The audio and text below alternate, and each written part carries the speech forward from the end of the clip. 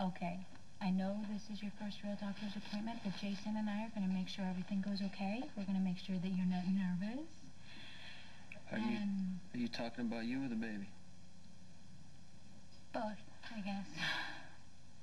She's gonna be fine. You listen to us. We keep calling her she and the baby and her. I think that this little princess needs a name. It's not yet. Sam, there's no hurry to name her. Michael was over a month old before we named him. I know, it just, you know, Jason, it would be nice if there was a name on her birth certificate. Yeah, you're right. But the hospital's gonna be fine, you know, with baby McCall. Or Morgan. Sure, if you want. I was hoping that you wanted to.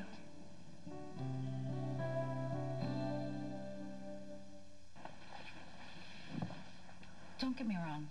I don't want to push you. I know that. I know, but maybe giving the baby your last name would be pushing. Maybe you don't feel that close to her yet. Okay. I told you that I'm glad that the baby's here. It's just gonna take me a little time, that's all. I know. It's a lot to get used to. I mean, it is for me too, but I just want you to tell me if you feel like that I'm pressuring you into something or kind of sucking you into some sort of instant family, because I think that most guys in your situation would be feeling pretty claustrophobic right now. Yeah, that's not really it. I lost Michael when he was a year old. And I started taking care of him for Carly so she wouldn't lose him, and I thought I was doing her a favor. But Michael changed my life. No one warned me how much I was going to love that kid. They couldn't, because you have to live through it to know how it feels. And then one day it was just over. That was it. Michael wasn't mine anymore. And of course, you're afraid that's going to happen again. Well, it's like, you know, taking a bad fall. After it happens, you tense up, you're always watching out for everything, and you stay on your guard. But if you really think about it, it doesn't make a lot of sense, because you're not in more or less danger than you ever were. But everything just feels different. Well, because you've learned that the worst can really happen. And you've learned that too. That doesn't mean that it's going to happen again. Okay, most people live their lives in denial, right? You almost have to.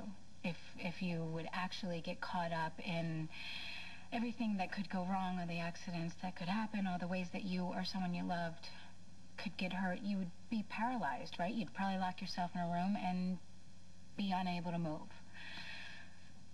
So, I think that we've got to hope for the best, okay?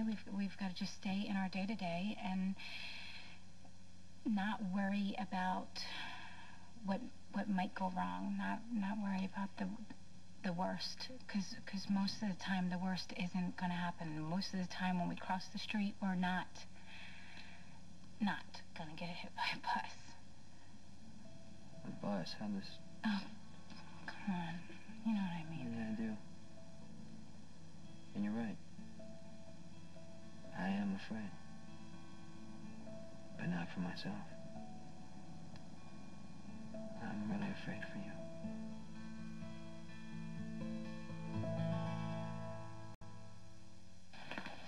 Sam, look, I want this to work out. Because I believe that if you get the chance, you are going to be an amazing mother.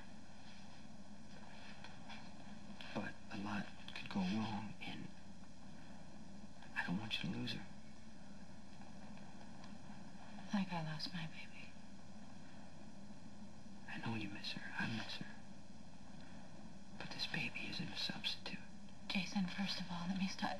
Nothing and I mean absolutely nothing, can bring back my baby girl. But I am doing what you told me. You know, the best way for me to make her life count is by going on with my own. I am sick of wasting time. I am sick of running away. That is what my father always did. I don't want to be that. You don't talk about him much. Cody, he was a mess, you know? My father was always looking for the next score. He never actually stopped to see what was right in front of him. And I grew up and I did the same thing, you know? I was always after something better. Until now. And you are enough. What I have here is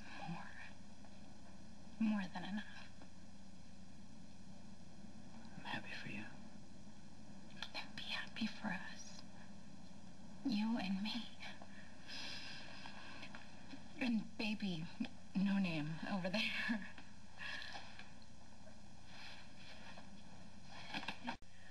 So this is Dr. O'Donnell, and he's going to take really good care of you. We'll have an exam room ready in a minute. In the meantime, how's your daughter? Well, she eats a lot, and she likes to listen to music. She sleeps about 4 hours between feedings. Yeah, midnight and 4 a.m. is kind of rough, but we don't mind. I see you haven't named her. Well, we've been talking about it. What about Hope? Again, come with me. I really need to explain to Maria what's going on with you. You were so good for Dr. O'Donnell, and thanks to Jason, you have a name on your birth certificate. Yes, you do. Like it. No, I love it. I love it. Hope is a perfect